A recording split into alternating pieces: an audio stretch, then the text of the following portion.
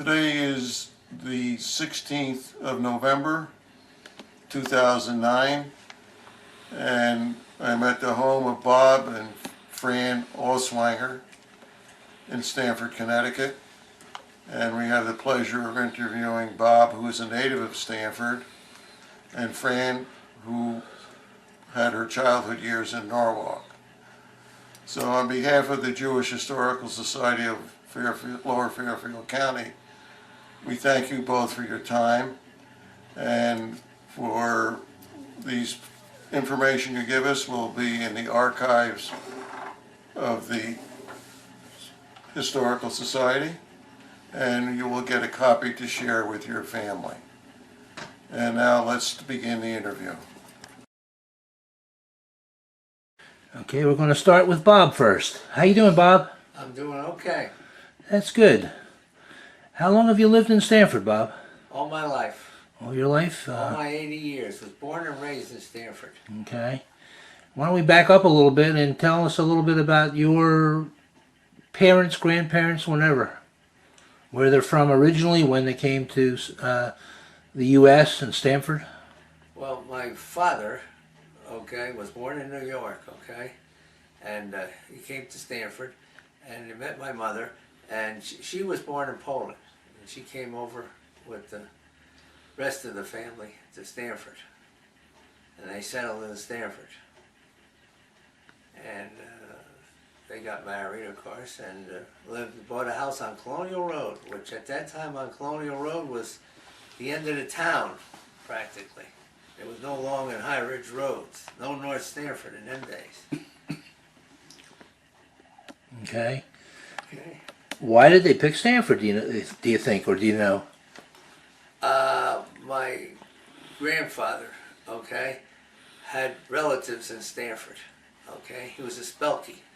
And years ago, Spelkies were very popular. Actually, way back years ago, there used to be a bank called Spelky's Bank downtown.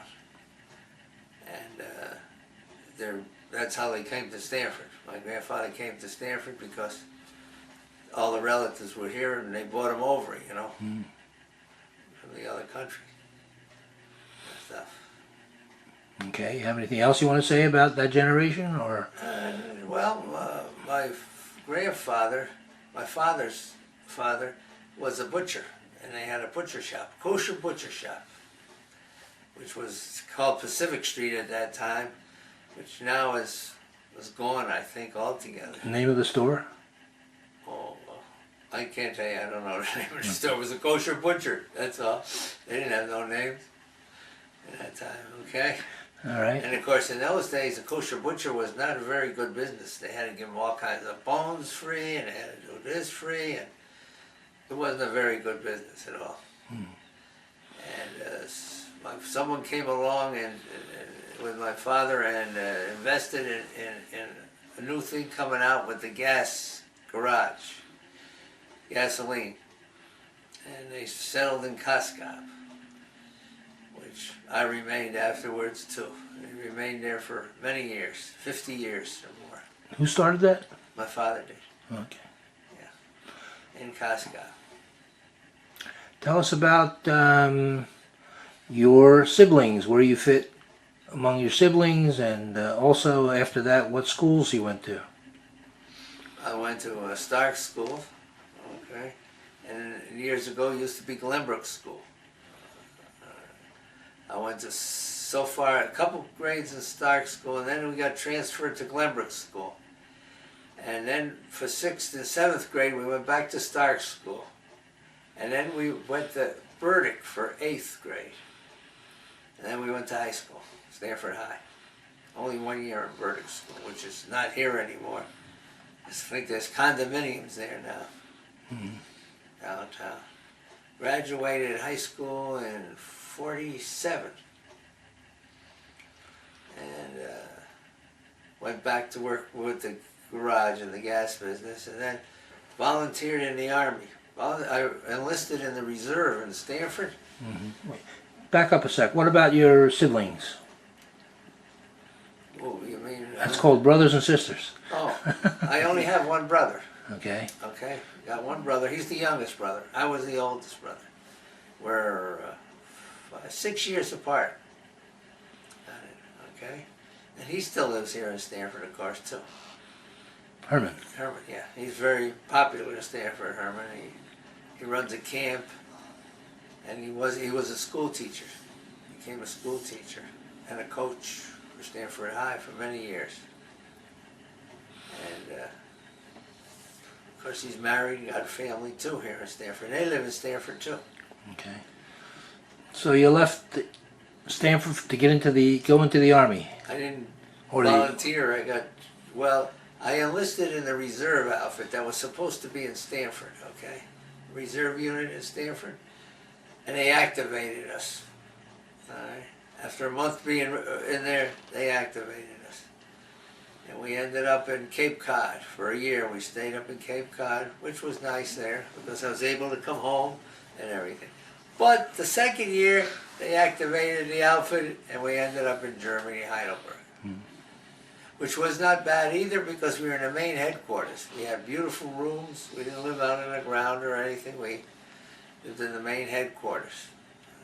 And my particular job was, being that I was in the gas business, they gave me the motor pool. But it was a small motor pool.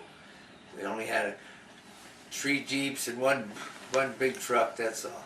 It was very small. We only had 50 guys in the outfit. Okay. We were an operations outfit. What we did was we told the guns which way to shoot. You know, we're a plotting outfit. You know, they plotted. Nowadays it's all different. You know, it was a plotting outfit. They would tell them, you know, shoot to the right, to the left, you know, and stuff like that. The operations outfit. And we were attached to I think the 7th Division. And after a year in Germany, my commanding officer came to me. Well, it was not quite a year, okay? It was short of 2 months. It was only 10 months over there.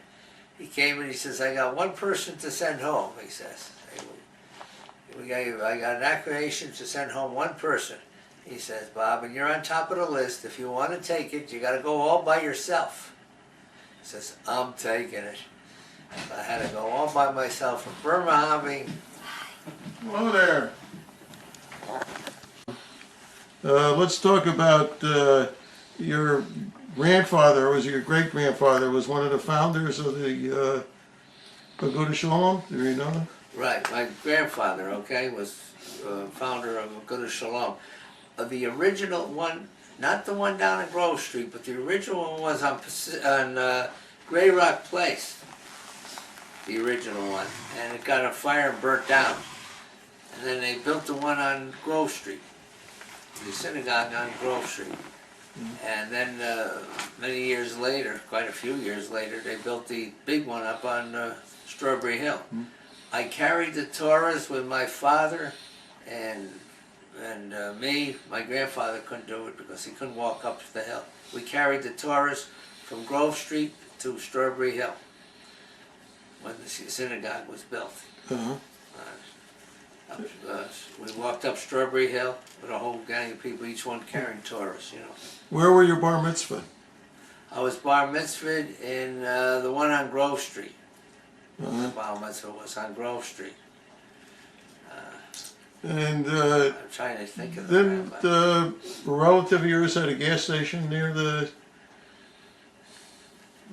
old synagogue on Grove Street? My Who was Uncle that? Benny had a gas station. It used to be called, what the hell was that hill?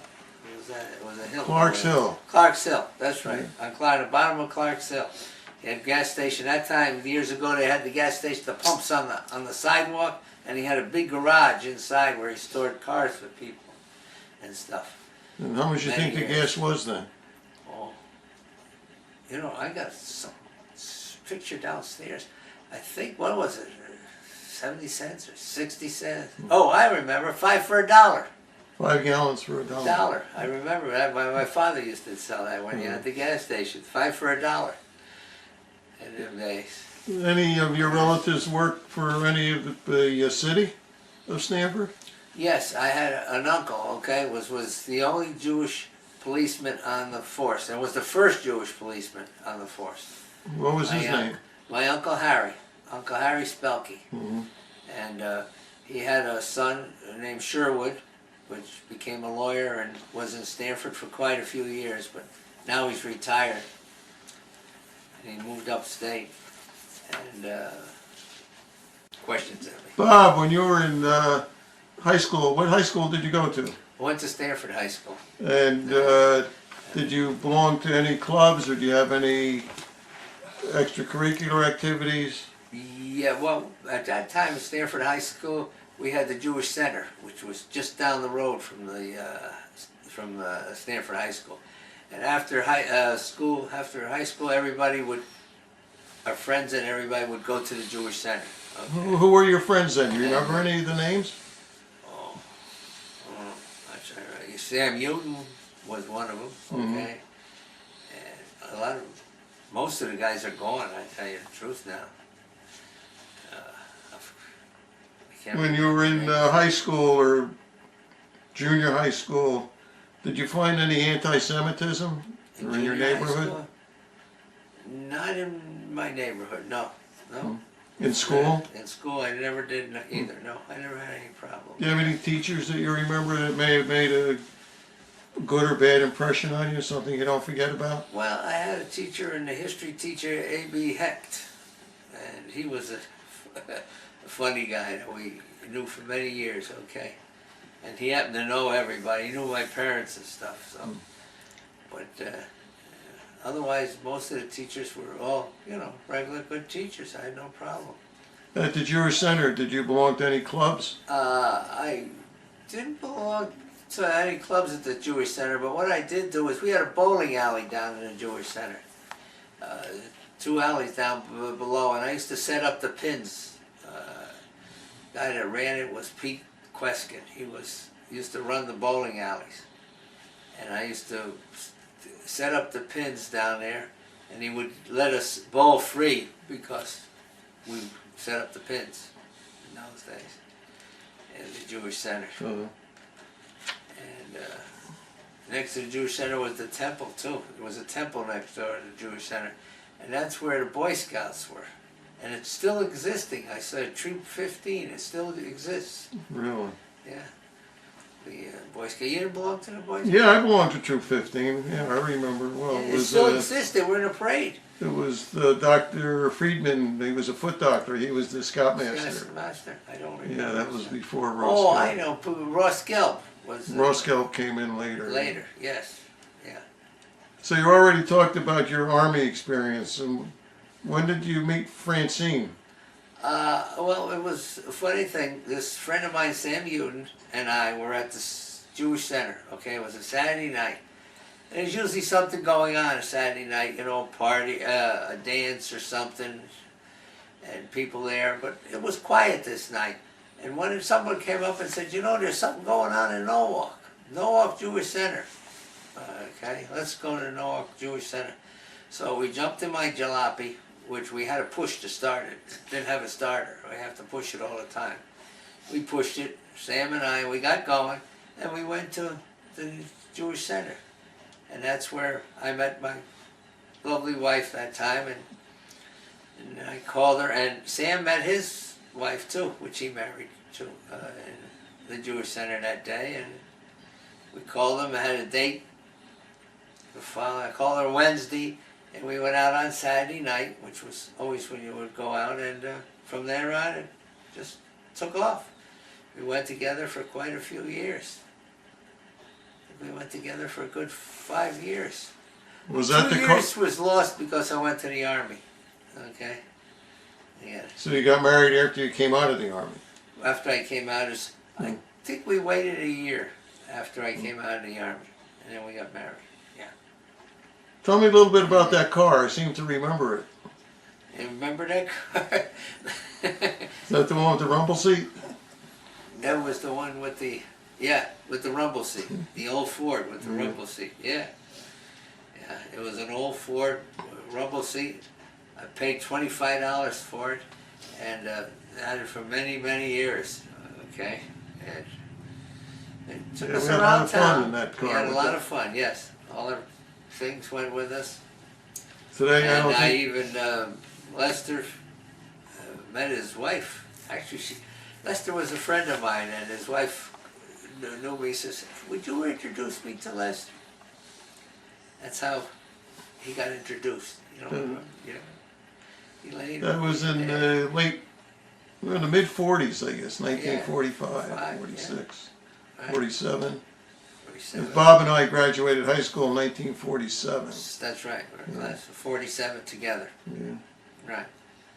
And then your father already had Al's service station? Service station in Coscob, yeah. How did he get started in Coscob? What brought him to Coscob? Well, I mentioned it already, but what brought him to Coscob, they had a kosher butcher store on Pacific Street, okay? And the kosher butcher store in them days didn't go too good, okay? You had to give bones away, and you had to give this away, and another fella, a friend of his, came to him and said, "Look, the gas business is going to be good," he says, "and let's start a place in Coscob." So my father had the money. My father put him in the business in Coscob, still keeping the butcher shop. But then the guy, I don't know, messed up and started, partners. They don't tell the truth sometimes. So my father took it over. And that's how my father ended up in Coscob.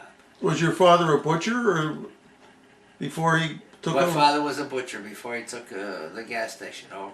So he had the store, was it a kosher butcher market? It was a kosher butcher market run by his father. And what my was his grandfather. father's name? Oh, God, what's his name? Hyman? Uh-huh. Hyman? Yeah. And he took over the gas station, okay? Now, let's just talk about this, bad things. He had a big problem when he took over the gas station, okay? We had the Ku Klux at that time. And they burned a cross in front of my father on the pumps, knowing that he was Jewish. But that didn't bother my father, and he just went along with it. And they saw that they couldn't do much with him, and he joined them. And that's, the Ku Klux stopped burning stuff because he joined them. He became one of the people in Coscob. I mean, he joined the neighborhood or the community. He didn't join the Ku Klux Klan. No, he joined the neighborhood, and, Yeah. and stuff. The community. He The became part of the community. The community, and I guess most of the Ku Klux guys were people who lived in the community, Was he the only Jewish businessman in Coscob? At that time, yes, okay, yeah. At that time he was, but then after a few years, the family came in by the name of the Taylors, and they took over. They bought across the street. They had a store across the street. A haberdashery store for many years. Uh-huh. And they bought quite a bit of the property across the street for many years. Who owned the property that the gas station was situated on? Well, it was a funny situation, okay? Where the station was in where the post road was in the middle of the road, all right?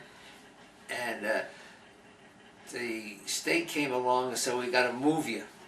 Okay, so the state filled in the property in back of the post road.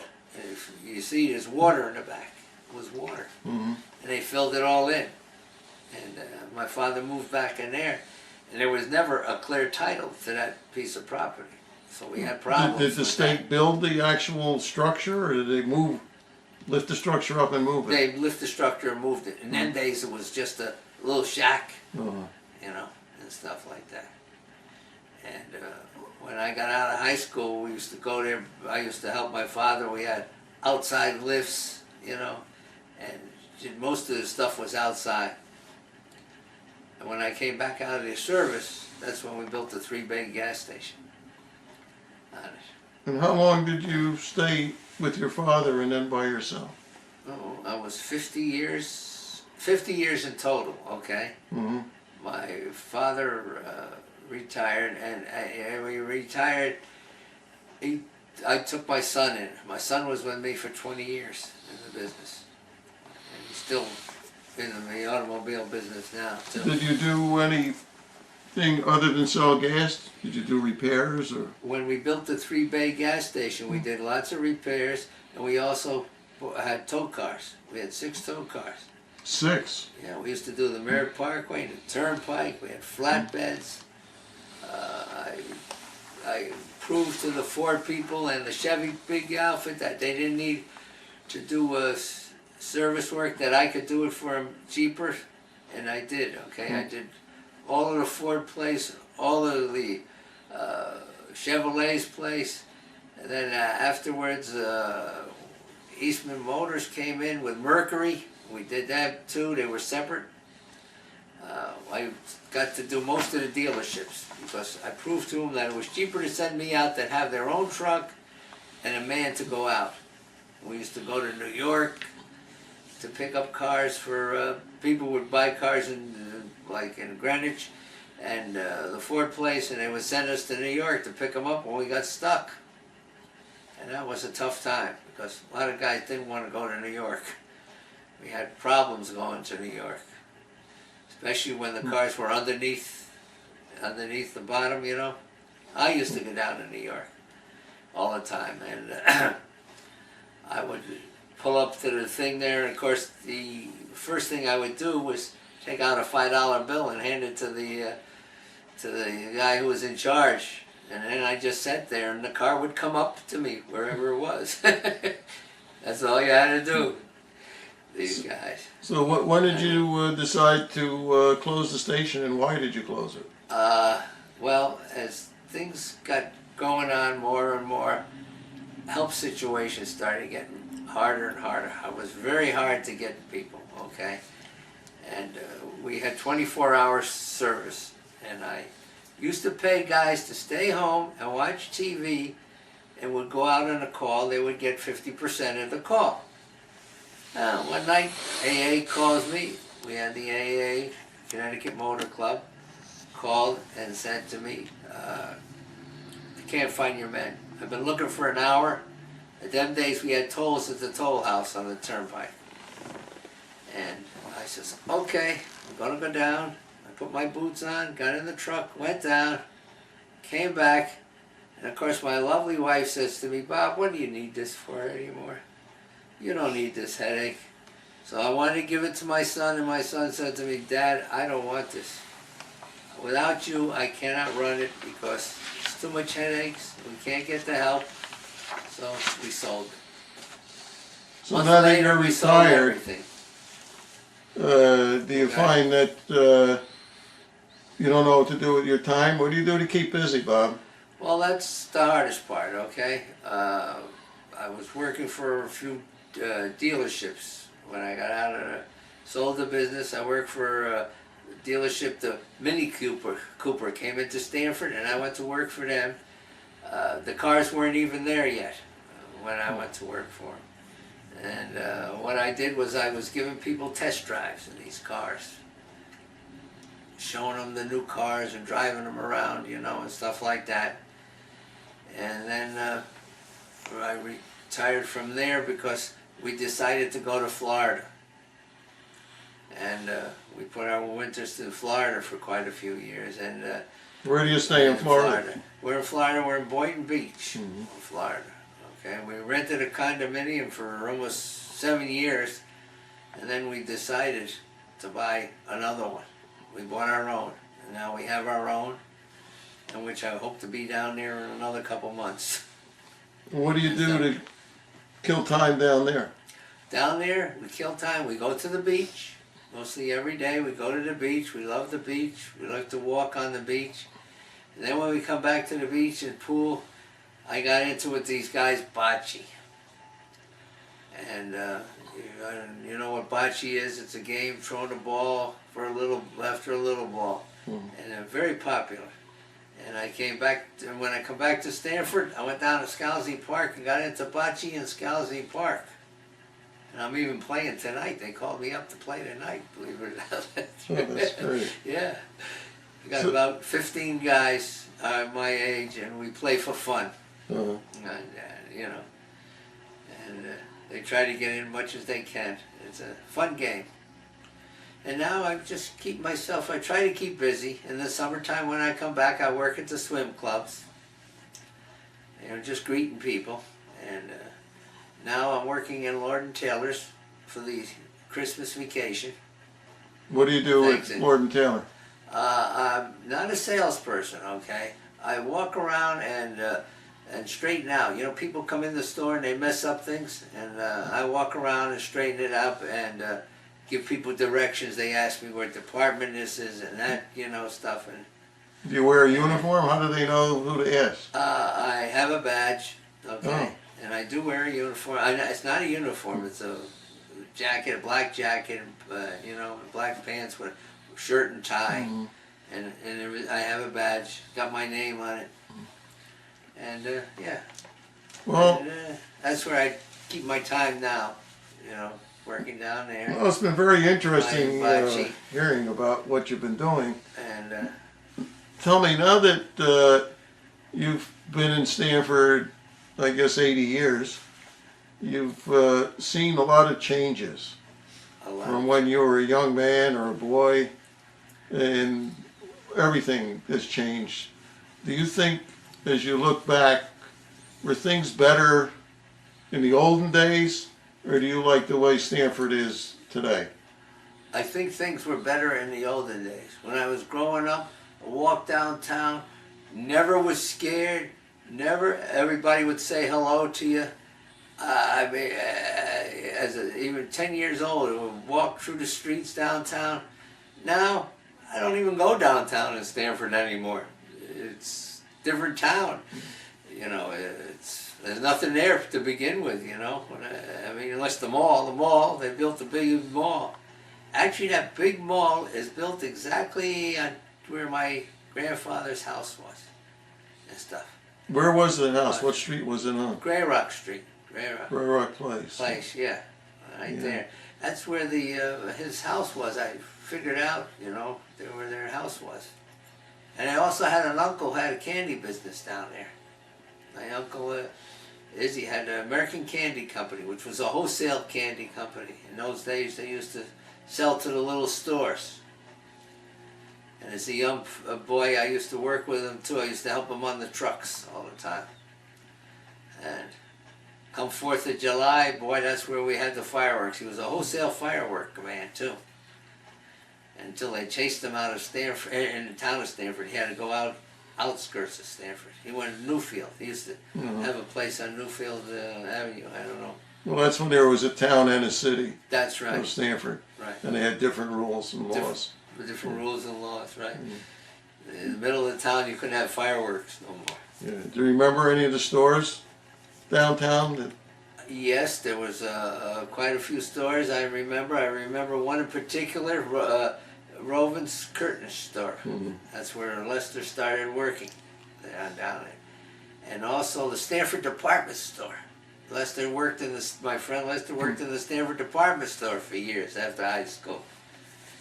And there was quite a few stores down there. They were all nice mama and papa stores mostly. right.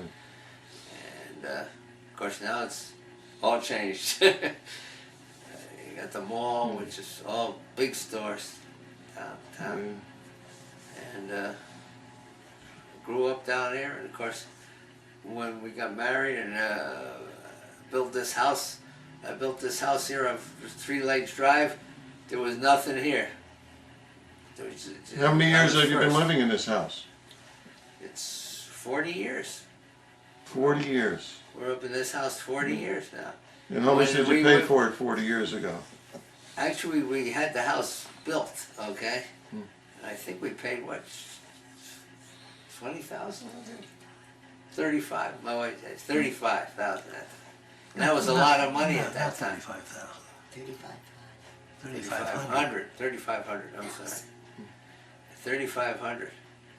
And of course, when we built it, there wasn't even a road out here. It was a dirt road. This was, you know, and it got built up quite a bit. Now look at it. It's Yeah. a big development out here. Probably used to be a farm years ago. It was lakes. There was 3 lakes. That's why they got the name, 3 Lakes Drive. From. And I think they all got filled in Yeah. at that time. Well, is there any other thing that you remember that you think you'd like us to talk about? Well, we had 3 nice children, okay? I got my son and 2 daughters. What are their names? They grew up in Stanford. One is Mark, and then there's Mindy, and then there's Lynn. And they all grew up in Stanford. And my son is still here in Stanford, who was with me in business. And Mindy is in New Jersey, okay? And I have 6 grandchildren. It goes from 24 to 4-year-olds. And they live here in Stanford. And my granddaughter, who's 24, is going to be married soon, and she bought a house in Stanford, and she's living in Stanford now with her own house. And my daughter Lynn is a teacher in Roxbury School, and she has 2 children. Was he 8 and 4? And Mindy has 2 children. I think she's what, 12 and 7. The girl is going to be Bas Mitzvah next year, Bas Mitzvah. And it was very nice. I just, at Roxbury School, I had, if you can find the picture right, Fran, I don't know. I had just become, I'm a veteran. And they asked me to come all the time to Veterans Day at Roxbury School. They had 4 other veterans there, and had the grandchildren, you know. And we marched on the stage, and I had my grandson in front of me, wearing my uniform. Oh, that's great. Yeah, you got some nice pictures. Fran's got the pictures there, and it was really nice, you know. And the principal introduces us, you know, and there, it was a nice thing. Also, I marched with the veterans, and Jewish war veterans. I belong to the Jewish war veterans here in Stanford. And we marched in the parade, Veterans Day parade. And what I do is I take a car, one of my cars, my old cars, and I, when the guys get tired and they can't walk anymore, why they jump in the car with me. And right now I'm retired and having a nice time. And hoping to be going to Florida pretty soon. Well, Bob, it's been great listening to your experiences being a native of Stanford. There are not too many natives left around. That's right. And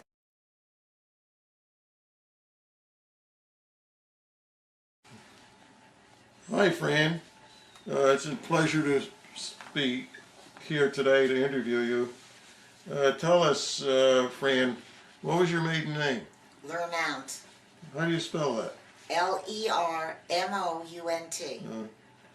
And where were you born? I was born in the Bronx Hospital. And when did you move to Norwalk? I was about 10 or 11 years old. And were your parents born in this country? Yes. And what was your dad's name? Edward. And where was he born? In New York. And your mother? In New York. New York City?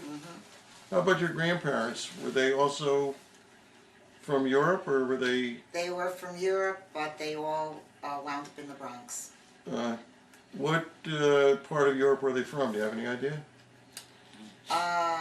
Some from Russia, some from Poland, and that's about all that they ever told me.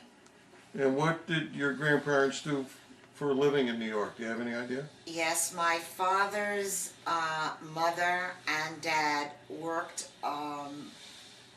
did costumes for the theater people, the actors and actresses. Mostly a lot of feathers for the hats, feathers for the costumes, and it was all for the theater productions. So did they manufacture or just design the garments? They designed and manufactured. My dad was in that for a while too. And this was in New York City In as New well? York, yes. And what did your parents do for a living? Well, my mother in the Bronx had her own lingerie shop. My dad actually ran the Allerton Avenue Theater. My mother's store was a few doors down, and that's how they met. And when they got married, we moved to Seagate. And my mother was expecting me, and she went to visit her family in the Bronx, and the doctor said, you better not go back home because you're going to have this baby any minute. And me being as stubborn as I guess I am, I didn't come for 2 weeks later. And then we went back to Seagate. Where is Seagate? In New York. In Brooklyn. Mm-hmm. Yeah. So Right you- near Coney Island, on the boardwalk. We had the boardwalk and all that. We had a private home. So do you have any recollection of Coney Island as a child? Yeah, a little bit, but What do you remember about it? I remember the boardwalk. I remember walking on it. I remember some of the rides. My most impressive thing was when I lived in Seagate, we had to pass through a guardhouse and prove we were residents to get into our area, into our own home. Mm. And to me, that was very, very impressive as very young. And then we moved from there into Brooklyn, into a different part of Brooklyn. And we lived there for about 5 years. My dad worked, traveled around. My mother worked on Kings Highway in New York, and then we came to Connecticut. So your mother Sharlach. no longer had the lingerie shop? No, my grandfather remarried. She had lost her mother when she was about 18. My grandfather remarried, and he and his wife ran the store. And your dad no longer worked at the theater? No. So what did he do when you moved to Brooklyn? I don't remember exactly what he did when I was that young. Really don't. But as the years progressed, he was managed as the stores became more department store type thing. He managed the shoe departments and would help build the stores. He would go from state to state and help them organize the different departments and work setting up displays and setting up what department would look good where. And he almost always managed the shoe departments. Was this for one particular store, or did he freelance for? No, he would He do did that for many different yeah, stores. many different stores. Small family stores, not any name that I would remember, but not any name that would make any difference to anybody. Yeah. And when we moved to Connecticut because the war was on, and the gentleman that owned in South Norwalk this clothing store, men's clothing store on Washington Avenue, he was going into the service. And through a mutual friend, they hired my dad to run the store. And What kind of a store was it? It was Man's Haberdashery. And what was the name of it? I don't remember. I really don't remember. And then when the man who owned it came back, unfortunately let my father go. And then my father, actually he started, again he did Bloomingdale's, yeah. When Bloomingdale's was being built, he went in and he kind of organized and set up the shoe department in Bloomingdale's. And then he opened up finally opened up in Norwalk, his own shoe store. That was called Edward's Shoe Den. Where was it located? On Main Street in Norwalk. Mm-hmm. And then he moved to another location, and unfortunately there was a major storm, and I don't remember the year, and a lot of the stores were washed away. So he gave up on that, and he went to work for some other friends of his that also had shoes departments. And then he gave that up, and he went into like traveling when pantyhose came in, and that was something very new.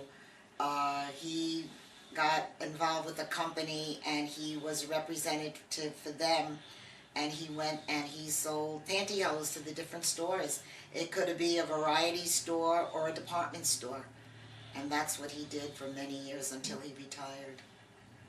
Now let's back up a minute and talk about your schools that you attended in New York and in Norwalk? Oh, in New York, I only went for a few years to PS 156, and then when I came from there, I came here to Norwalk, and I went into Washington Elementary School, and it was quite a shock for me because the teacher that I had, Miss Ireland, wore a long black dress with a little lace collar and long sleeves and little shoes, and it just reminded me of 100 years back. You know, it was, and there wasn't. They would walk around and ring the bell by hand to let you know classes were going to begin. It was a very small town, a small school, which was eventually taken away when they built homes and built up the post road. And then I went to Franklin Junior High, and then I went to Norwalk High School where I graduated on East Avenue, and that school is now their town hall. What year did you graduate? 51.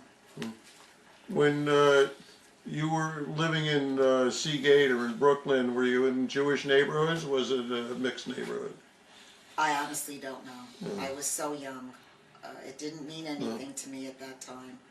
I actually didn't realize anything about other people in the world not being Jewish until I moved to Brooklyn and started going to this other school.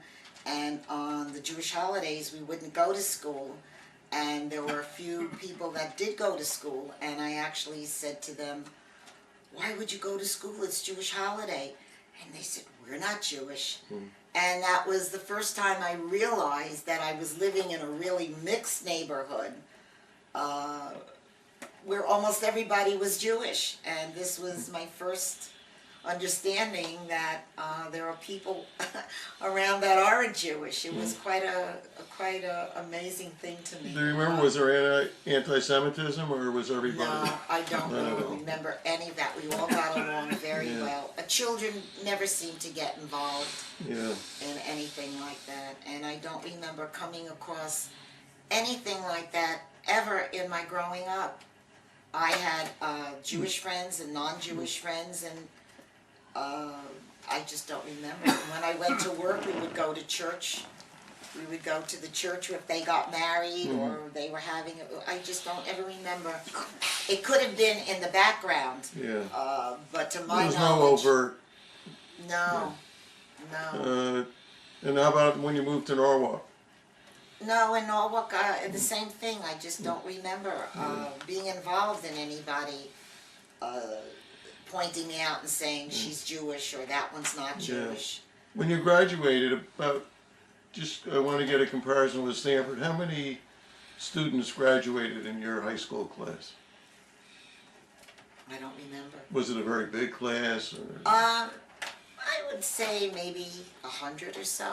It was a small group. Was there only one high school in Norwalk? Yes. It was one high school. And were you active in any of the extracurricular activities in high school? Yeah, I was very active. I actually was on the girls' basketball team.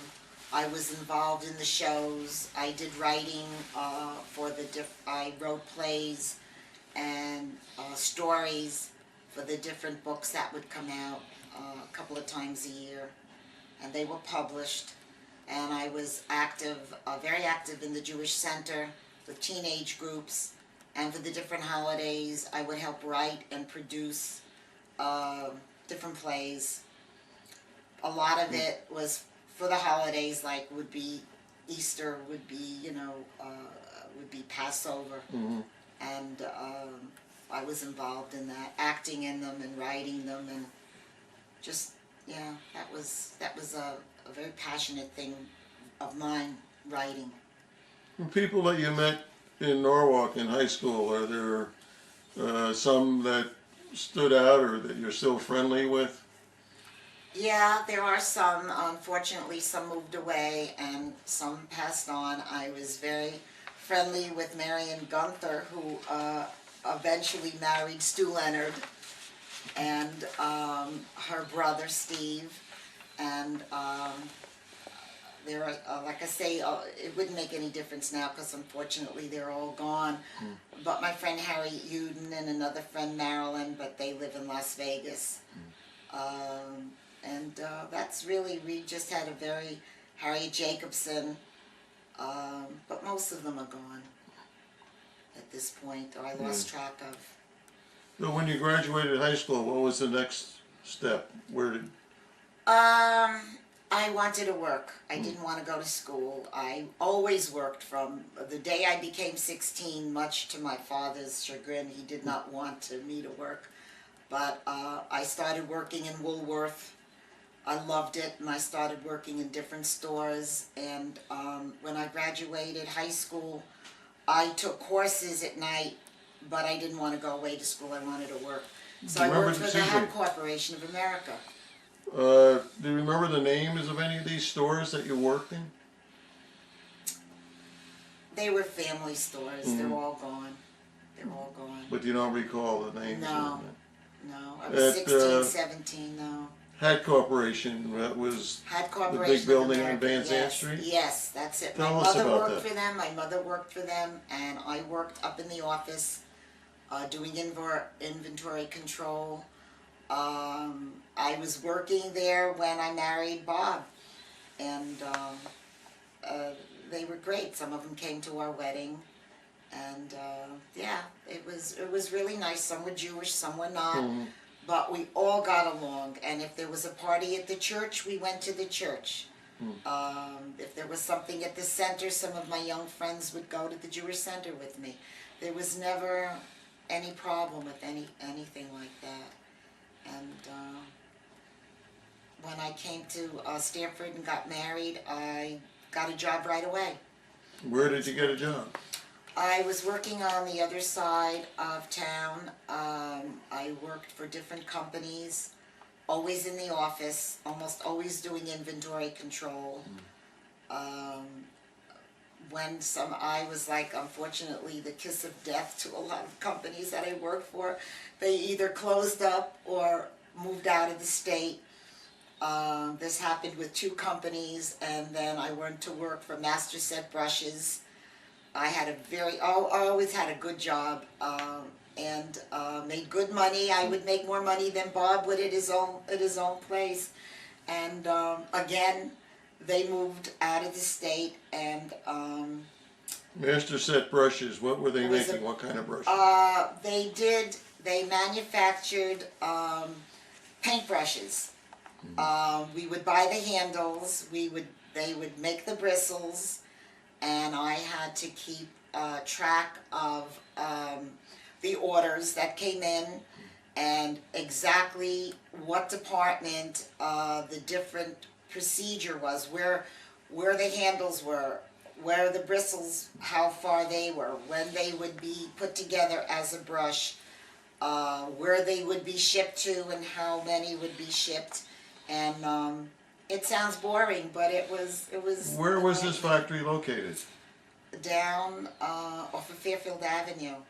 Who Sunnyside Avenue. Who was the owner? A Jewish family. They're long gone. The Franklins, but they're not around. It was 2 brothers actually that owned it, and it's a long time ago. And you mentioned here you worked for Comtex. I worked for Comtex. Well, when my children were grown, and though I always liked to work, so I would work from home. I would actually work from home, doing what I hate now when anybody calls me phone soliciting for some different companies. And then when my children were married, Mark was married, Mindy was off in school, Lynn was going off to college, and Lynn kind of dared me to get a job. She said, "Mom, you're going to be lonely." I said, "No, I'm going to love it." She said, no.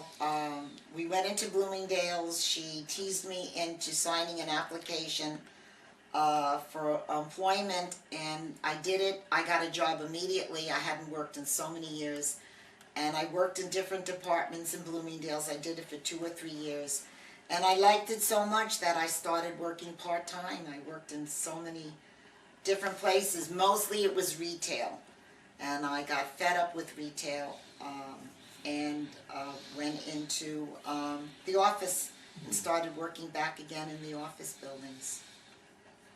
Yeah. I mean, the list is yay long of people that I worked for. So now that you're retired, what do you do to keep busy? Take care of the house, babysit. Where do you have babies? Well, I help Lynn out. She's a school teacher. And it's funny, when she went in as a school teacher to Roxbury School, she wound up taking over, if I've got it right, I think I do, she wound up taking over the classroom of the teacher that was her kindergarten teacher. And her picture was actually on the wall. So it makes it nice when, you know, small town. But I belong to a lot of different organizations, and I volunteer. What do you volunteer to do? I volunteer to usher at some of the theaters. I volunteer in school, at Roxbury School. I go on some of their field trips and correct papers and read to the kids. And I haven't done it in a while, but I started up again to do that. Have you done any traveling? No, Bob and I don't travel much. No. We would just go for the summer to Maine or the Cape or Lake George or something, but we're not. He had all his traveling when he was in service, and he didn't want to travel anymore. Did you travel to Florida, Bob? Yeah, we travel to Florida, and we go there for the winters for a few months. Is there any person that made a big impact on your life that you can recall? I know my dad, because I was an only child, and he was always going to shoe stores and shoe conventions, and I went with him a few times, and I liked that, and he had a great sense of humor. And if I have any sense of humor at all, I got that from him. And my mom, she was an unbelievable person, never complained about anything ever. And she taught me a lot. She really did. She taught me how to be a good mom, and I hope that I am, and a good grandmother. And she taught me to do a lot of things as knitting and crocheting, and to love life and to be a good sport. And she was a very unusual person. Everybody loved her. Everybody had a good word for her. She lived until she was 94. Never complained ever about anything. Not like me, I complain a lot. Well, in reflecting back now that you've been in Stanford for quite a number of years, what is your take on it? Do you think that you like it better now or better when you first moved here, when there were many small stores that were family operated and the downtown was the place where you could walk into the store and they say, oh, I know your mother, or I knew your grandfather? Yeah, that happened a lot. Yeah. I have mixed feelings about that. I don't think it could have stayed the way it was.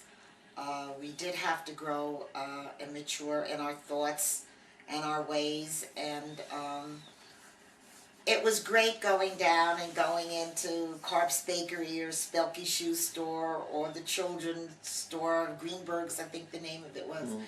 And that was nice. But I think and walking downtown, I used to walk to high school to take typing courses and all kinds of courses when I first got married. I did like that, and I would love to do it now. But we've come a long way, and I think I like Stanford the way it is now.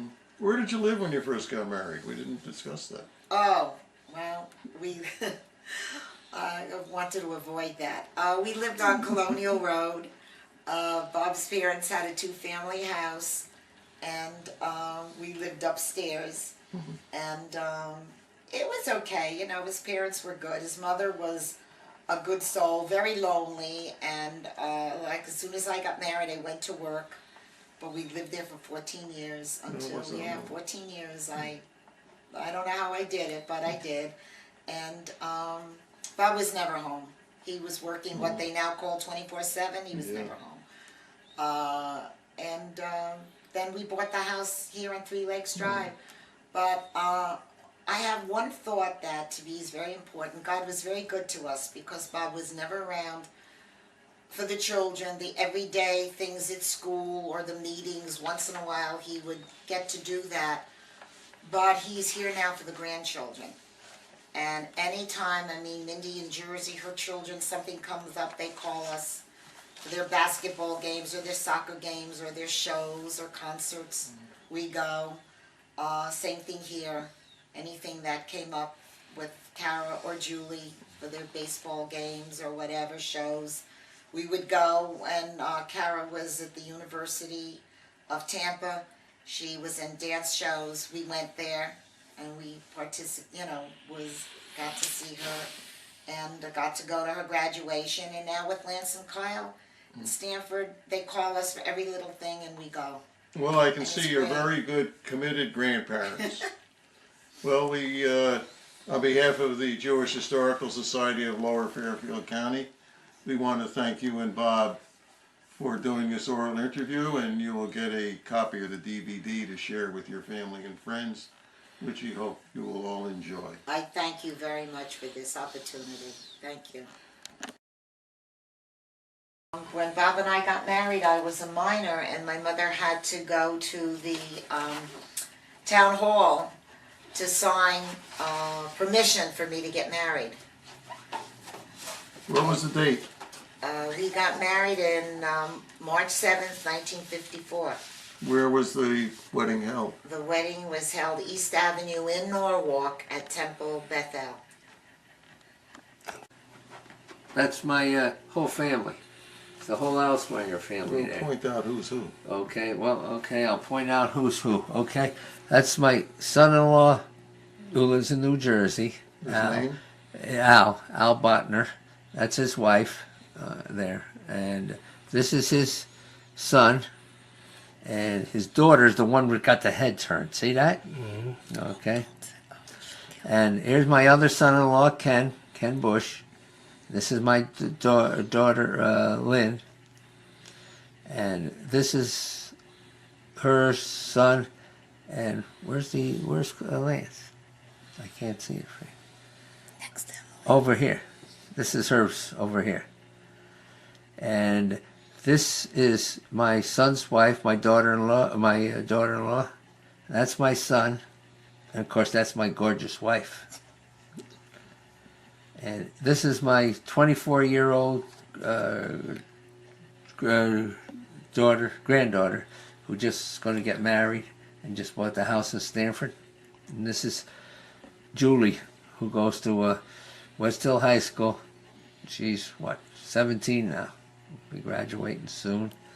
And this guy over here is our new son-in-law. Grandson. Okay, my new grandson. She is going to marry my granddaughter right there. Oh, grandson-in-law. Right. And this is handsome me, right, with my gorgeous wife there. I guess I got them all, right? Get the whole. Okay, this is Veterans Day celebration at Roxbury School with my grandson and me on the stage, being honored that I'm a veteran. This is a picture of my family. My mother and father are in it, and all my uncles are in it. And On your mother's side. this is all on my mother's side, yeah. Okay. My mother's side. Okay?